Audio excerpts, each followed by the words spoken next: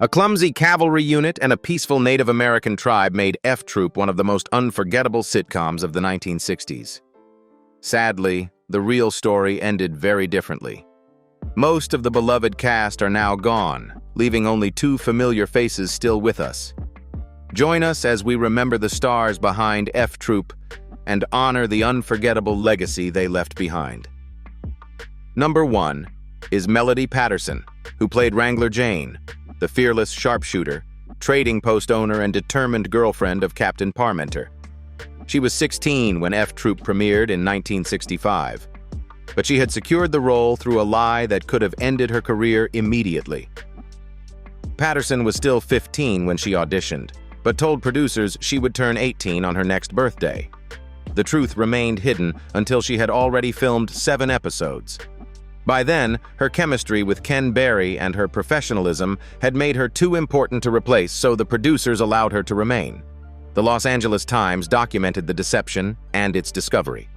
When F Troop ended after 2 seasons and 65 episodes in 1967, Patterson never found another role of equal popularity.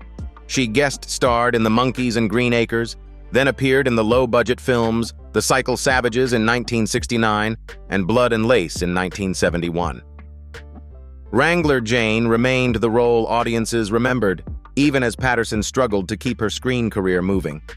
In 1970, she married Hawaii Five-0 star James MacArthur and moved to Honolulu, where she appeared in 3 episodes of his series and performed in stage productions such as Miss Julie. They divorced in 1975. Her second marriage also ended in divorce, while her third husband, aircraft mechanic Vern Miller, remained with her until her death. Patterson developed several serious medical problems and spent her final period in a nursing home in Hollister, Missouri. She died in August 2015 at 66. Multiple organ failure was widely reported, while the funeral provider described her death as natural causes following several illnesses. Number 2 is Forrest Tucker, who was 46 when he played Sergeant Morgan O'Rourke, the clever soldier secretly turning every crisis at Fort Courage into profit. Yet behind his comic confidence were 4 troubled marriages, declining health, and a fatal illness linked to decades of heavy smoking. Tucker's private life was far less controlled than O'Rourke's schemes. His first and third marriages ended in divorce, while his second wife, Marilyn Johnson, died at only 37. In April 1986, he married for the 4th time, just 6 months prior to his own death. As traditional westerns declined during the 1970s, the rugged roles that had sustained Tucker became harder to find. Emphysema weakened him, and by 1985 he was battling lung cancer, a fight that continued for more than a year. Tucker nevertheless kept working. He starred in all 26 episodes of Dusty's Trail from 1973 to 1974, reunited with Larry Storch for the 15-episode series The Ghostbusters in 1975, and appeared in Filthy Rich from 1982 to 1983. In 1986, despite his deteriorating health, he returned as the leading man of the action film Thunder Run. AFI documents his demanding final starring role. On August 21, 1986, Tucker collapsed while traveling to the ceremony for his 1,830th Hollywood Walk of Fame star. He died from lung cancer on October 25th, aged 67. The Los Angeles Times reported his final illness. O'Rourke escaped every disaster with another clever scheme, but Tucker could not escape the illness that struck as Hollywood finally honored him. Number 3 is Larry Storch, who became Corporal Randolph Agarn, O'Rourke's excitable and hopelessly confused partner when he was 42 years old. The role brought him national recognition, but its success also trapped him inside a comic image he could never completely escape. Producers continued seeing Storch as the same rubber-faced clown, leaving his dramatic abilities largely overlooked. His performance as Agarn earned him 1 Primetime Emmy nomination in 1967, but he lost to his childhood friend Don Adams. The Television Academy confirms the nomination. His deepest personal loss came in 2003, when his wife and longtime manager, actress Norma Grieve, died from cancer. Their marriage had lasted 42 years, leaving Storch to face his final 2 decades without the woman who had accompanied him through almost his entire period of fame. Storch continued working across several generations. He reunited with Tucker in the 15-episode The Ghostbusters in 1975, appeared on Knight Rider in 1985, and played himself on Married, with Children in 1995. At 81, he returned to Broadway in Sly Fox in 2004, and at 89, he performed Love Letters in 2012. 2 years later, Fort Lee named him honorary mayor for a day. At 98, Storch made his announced final public appearance at Wild West City in July 2021. He died at his Manhattan home on July 8, 2022, aged 99, from complications of Alzheimer's disease. The Washington Post documented his death and career. Agarn panicked at every danger, but Larry Storch endured typecasting, widowhood, and declining health for almost a century. Number 4 is Jamie Farr, who was 31 when he first appeared in F Troop in 1965 and returned as stand-up bull in the March 1966 episode Too Many Cooks Spoil the Troop. The unsuccessful Hikawi comedian received only a small amount of screen time, yet that modest appearance helped connect Farr with director Gene Reynolds, the producer who later changed his life through MASH. Following his Army service, Farr entered a long period of professional uncertainty. Acting roles were so inconsistent that he worked as an airline agent, delivery man, and postal clerk to support himself. He married Joy Ann Richards in 1963, but even with a growing family, he remained a struggling character actor rather than a secure television star. His breakthrough arrived in 1972 when he was hired for a single episode of MASH as Corporal Maxwell Q. Klinger, a soldier wearing women's clothing to obtain a psychiatric discharge. Some viewers blurred the distinction between Farr and Klinger, while the actor worried that audiences would never accept him without a dress. He insisted on playing Klinger as a masculine heterosexual soldier, gradually transforming a sight gag into a fully developed man. Farr explained that creative decision in his Television Academy interview. That one-day assignment expanded into 216 episodes from 1972 to 1983.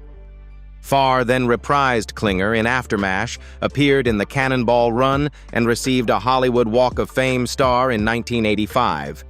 His later credits included Scrooged in 1988 and The Cool Kids in 2018, proving that the role initially expected to last 1 episode had rescued a career close to collapse.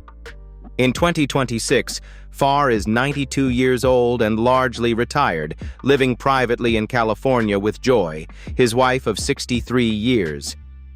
His charitable legacy also continues through the Toledo Golf Tournament that once carried his name. Since 1984, the event has raised more than $14.6 million for regional children's charities. The Greater Toledo Classic confirms the total. Jamie Farr eventually made millions of television viewers remember him forever.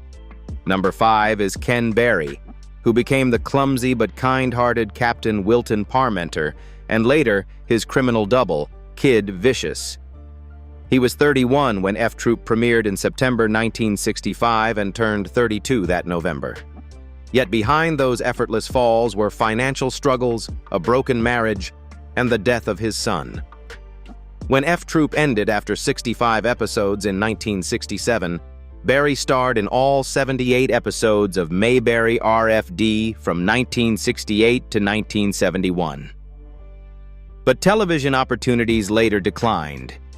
He admitted that he began living beyond his means and was forced to accept touring jobs he did not enjoy. His 16-year marriage to actress Jackie Joseph also ended in divorce in 1976. Berry discussed those difficult years in a 1986 interview. His career recovered when he played Vinton Harper throughout all 130 episodes of Mama's Family from 1983 to 1990. Berry continued making occasional appearances until Maggie Winters in 1999, then quietly retired. His most painful late-life blow arrived in 2016 when his adopted son John died from brain cancer at only 51. Barry's dance training allowed him to perform Parmenter's precisely choreographed tumbles over fences, swords, and barrels without a stuntman. These routines permanently damaged his joints. During his final decades, Barry shared his life with stage manager Susie Walsh, his devoted partner for approximately 26 years. Barry died at Providence St. Joseph Medical Center in Burbank on December 1, 2018, aged 85. Contrary to repeated claims that chronic heart failure caused his death. The Associated Press confirmed that the cause was withheld. Captain Parmenter survived every fall with a smile, while Ken Barry endured rejection, divorce, and the loss of his son largely away from public view. Number 6 is James Hampton, who was 29 when he played Hannibal Dobbs, the hopeless Fort Courage bugler whose wrong notes regularly threw the entire troupe into confusion. His natural comic timing made Dobbs unforgettable, but Parkinson's disease eventually robbed Hampton of both his movement and almost all his speech. Hampton was diagnosed with Parkinson's at 78. As the neurological disease progressed, the actor who once built scenes around his voice and physical comedy could speak only in short phrases such as "thanks" or "you bet." His wife later had to speak publicly on his behalf and assemble his unfinished memories into an autobiography. His first marriage ended in divorce, and he later found lasting companionship with actress Mary Deese, whom he married in 2002. She remained beside him throughout his decline, helping complete What? And give up show business? While his ability to communicate continued disappearing. Hampton's career extended far beyond F Troop.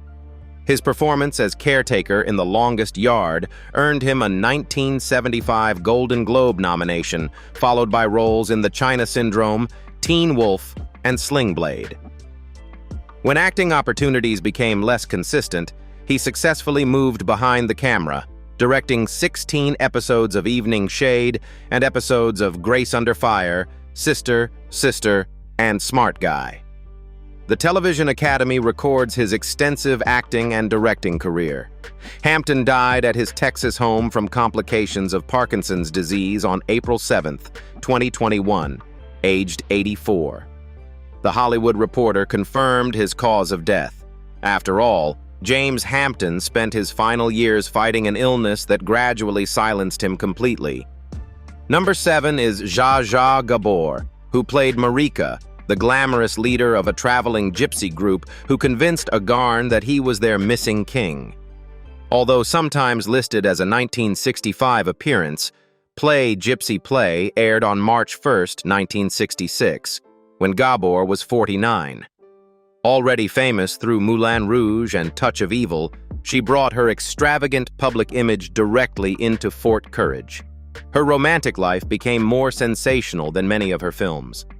Gabor married 9 times between 1935 and 1986. 7 unions ended in divorce. 1 was annulled after only a day, and only her final marriage lasted until her death. The separations, financial disagreements, and public feuds turned her private life into permanent tabloid entertainment.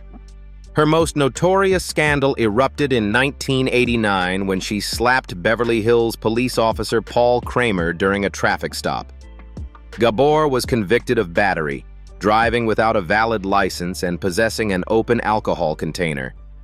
She eventually spent 3 days in jail, completed community service, and paid thousands of dollars in fines, transforming a traffic violation into an international spectacle. The final chapter was far darker. A 2002 car crash left Gabor partially paralyzed and dependent on a wheelchair.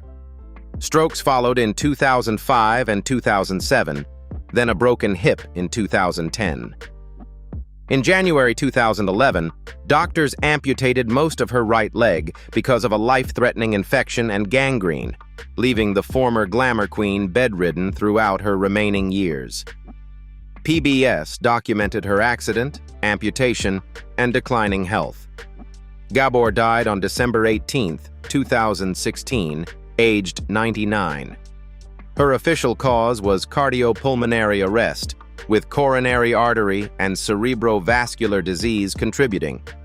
Marika manipulated Fort Courage through charm and illusion, while Zsa Zsa Gabor's real life became an extraordinary mixture of fame, scandal, 9 marriages, and a decade-long physical collapse.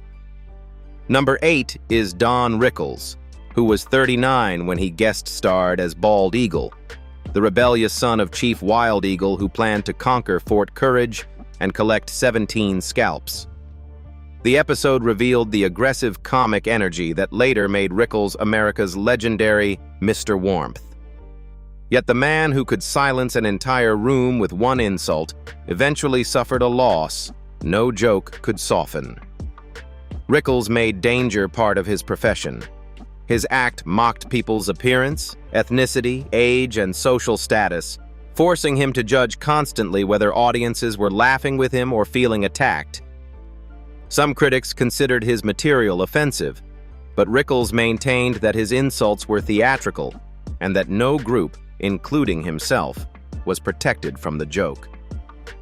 His fearless style brought decades of success, including The Don Rickles Show, Martin Scorsese's Casino in 1995, and the voice of Mr. Potato Head in the Toy Story films. In 2008, Rickles won his first Primetime Emmy for Mr. Warmth, the Don Rickles Project, while his son Larry shared another Emmy as one of the documentary's producers. The Television Academy records both victories. That father and son triumph turned into tragedy only 3 years later. Larry Rickles died from respiratory failure caused by pneumonia in December 2011. He was only 41. Don continued performing with the support of Barbara Sklar, whom he married in 1965, but losing their only son became the darkest blow of their 52-year marriage. The Hollywood Reporter documented Larry's death. Rickles died from kidney failure at his Los Angeles home on April 6, 2017, aged 90. His unused recordings later allowed Mr. Potato Head to return in Toy Story 4 in 2019. For Hollywood, Don Rickles left behind a comedy legacy shaped by controversy, extraordinary longevity, and the private grief of outliving his son. Number 9 is Frank DeKova, who played Chief Wild Eagle, the shrewd leader of the fictional Hakawi tribe and O'Rourke's secret trading partner when he was 55 years old. His role made him famous later became the most uncomfortable part of his legacy. DeKova was not of mixed Italian and Native American ancestry, as some biographies claim. Born Frank Campanella to 2 Sicilian parents, he was repeatedly cast as indigenous chiefs during an era when Hollywood frequently denied those roles to Native performers. The practice has since placed F Troop and his performance under greater criticism. His appearance allowed him to work steadily, yet it also trapped him in narrowly defined ethnic roles. He played Colonel Guajardo in Viva Zapata in 1952, Chief Chatez in Arrowhead in 1953, and Abiram in The Ten Commandments in 1956.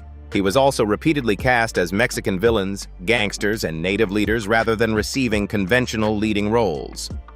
DeKova continued acting after F Troop, appearing with Charles Bronson in The Mechanic in 1972, The Rockford Files in 1977, and 2 episodes of Little House on the Prairie in 1979.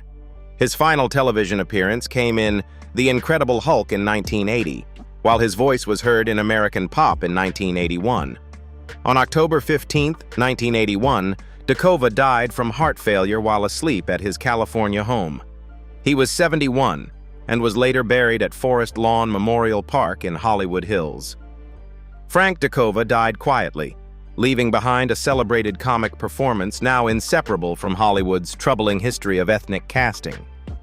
Number 10 is Lee Meriwether, who played Lily O'Reilly, the beautiful saloon owner who arrived at Fort Courage and nearly destroyed O'Rourke's business in O'Rourke vs. O'Reilly when she was 30 years old. The role used the glamour that had made Meriwether Miss America 1955, but that same beauty became a professional burden. Apple TV confirms the role and episode. Casting directors frequently viewed Meriwether as a beauty queen first and a serious actress second. She spent years fighting glamorous stereotypes and proving that she possessed more than a photogenic face. The pressure followed her into an industry that often treated former pageant winners as temporary decorations rather than lasting performers. Her private life also fractured during her greatest professional period. Meriwether's 16-year marriage to actor Frank Alliter ended in divorce in 1974, leaving them to raise 2 daughters separately. Yet she answered professional doubt by playing Catwoman in Batman in 1966 and Betty Jones in Barnaby Jones from 1973 to 1980, earning 2 Golden Globe nominations and a 1977 Emmy nomination. The Television Academy records her Emmy recognition. Meriwether later portrayed Lily Munster in The Munsters Today and Ruth Martin in All My Children. She married actor and playwright Marshall Borden in 1986, beginning a union that lasted more than 38 years. That companionship ended when Borden died on February 10, 2025. In 2026, Meriwether is 91 and has retired from acting after a 7-decade career. Contrary to older reports, she is no longer enjoying retirement beside Borden, but facing widowhood largely outside public view. Number 11 is Vincent Price, who guest-starred in the 1967 episode V is for Vampire. His character was Count Sforza, a pale Transylvanian arriving at Fort Courage in a hearse with a crow called Brother when he was 55 years old. The role cleverly parodied the horror image that made Price famous, but that image also became a professional cage. Price was so strongly associated with sinister aristocrats and murderers that audiences rarely accepted him in gentle, dramatic roles. Although he embraced horror, he repeatedly escaped its boundaries through stage performances, art lectures, cooking books, and the acclaimed one-man play, Diversions and Delights. His private life included 3 marriages. His union with costume designer Mary Grant ended in divorce after approximately 24 years, following deep personal changes and his romance with actress Coral Brown. Price married Brown in 1974 and remained with her until breast cancer took her life in 1991, leaving him widowed during his own physical decline. His legacy stretched from House of Wax in 1953 and The Pit and the Pendulum in 1961 to his unforgettable narration in Michael Jackson's Thriller. Parkinson's disease and chronic lung problems severely weakened him during Edward Scissorhands in 1990, forcing Tim Burton to shorten his scenes. Price died from lung cancer at his Los Angeles home on October 25, 1993, aged 82. His documented health history also included Parkinson's disease and chronic obstructive pulmonary disease. Count Sforza only pretended to bring death to Fort Courage, while Vincent Price spent his final years confronting illness, widowhood, and the fading of his once commanding voice. Number 12 is Mike Mazurki, who was 58 when he guest-starred as Geronimo in the 1966 episode Our Hero, What's His Name? After Agarn falsely claimed to have killed the legendary Apache leader, Mazurki's Geronimo stormed into Fort Courage seeking revenge. The performance exploited the intimidating appearance that had defined Mazurki's career, but that same appearance became his professional prison. At 6 feet 5 inches, with cauliflower ears, a battered face, and a gravelly voice shaped partly by wrestling injuries, Mazurki was repeatedly cast as a thug, gangster, or slow-witted giant. Behind that frightening exterior was a college-educated gentleman, yet Hollywood rarely allowed audiences to see it. A former professional wrestler, Mazurki entered films through The Shanghai Gesture in 1941. His defining performance came as Moose Malloy in the film noir classic Murder, My Sweet in 1944. He later appeared in Dick Tracy, Night in the City, Samson and Delilah and Some Like It Hot, building an extraordinary career from variations of the same threatening image. Mazurki finally received a rare leading role in the 1976 Wilderness Adventure Challenge to Be Free, proving he could carry a film after decades in the background. He also founded the Cauliflower Alley Club in 1965 to support retired wrestlers and remained its president until his death. His final year included appearances in Dick Tracy and Mob Boss. Mazurki died from heart failure at Glendale Adventist Medical Center on December 9, 1990, aged 82. He was survived by his wife Sylvia and 2 daughters. Geronimo entered Fort Courage as a terrifying enemy, while Mike Mazurki spent half a century trapped behind a face Hollywood refused to see differently. Number 13 is Henry Gibson, who was 30 when he appeared as Private Leonard Rongo Starr, the cavalryman so disastrously unlucky that almost every assignment ended in chaos. His first episode aired on January 11, 1966, and his popularity brought him back later that year. Apple TV records his return on December 8, 1966. Gibson later achieved national fame as the flower-carrying poet on Rowan and Martin's Laugh-In. Yet even after an acclaimed dramatic performance in Nashville, Hollywood continued using him mainly as an eccentric supporting actor, denying him the larger leading career his talent appeared to promise. He married writer and story editor Lois Joan Geiger in April 1966, and they raised 3 sons together. Their marriage lasted more than 41 years until Lois died after a long illness in May 2007. Only 2 years later, Gibson was fighting cancer himself. His portrayal of country singer Haven Hamilton in Nashville earned a Golden Globe nomination and the National Society of Film Critics Award for Best Supporting Actor.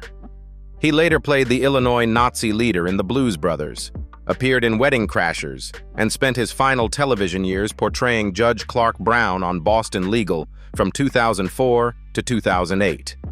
The Golden Globes records both of his nominations.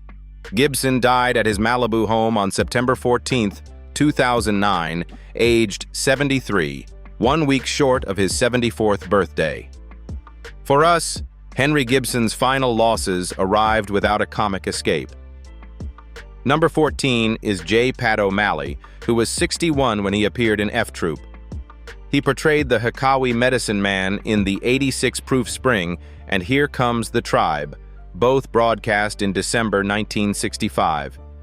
His character defended tribal customs and repeatedly challenged Chief Wild Eagle, adding another eccentric voice to the Hikawi Council. O'Malley's greatest professional frustration was not failure, but invisibility.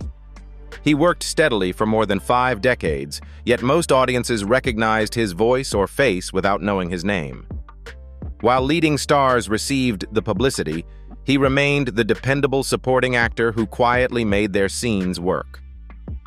Born in Burnley, England, O'Malley first gained attention as a singer with Jack Hilton's orchestra before moving to the United States in 1935. He later appeared on Broadway in 10 Little Indians and Dial M for Murder, then built an extensive screen career through Lassie Come Home, Witness for the Prosecution, The Twilight Zone, and Gunsmoke. His most enduring legacy came through Disney. O'Malley voiced Tweedledee, Tweedledum, the Walrus and the Carpenter in Alice in Wonderland, then Colonel and Jasper in 101 Dalmatians. He later voiced Colonel Hothy and Buzzy in The Jungle Book. Away from the studio, he shared a stable marriage with Faye O'Malley from 1936 until his death, and they raised 2 children. O'Malley died from cardiovascular disease at his San Juan Capistrano home on February 27, 1985, aged 80. His Los Angeles Times obituary documented his cause of death and extensive career. For us, J. Pat O'Malley built his own legacy quietly, hidden behind some of Disney's most unforgettable voices. So that's F Troop, 1965 cast in 2026. After all these years, which cast member surprised you the most, and which unforgettable character still makes you smile today? Share your favorite memories in the comments below, and don't forget to like, subscribe, and turn on notifications for more Then and Now videos.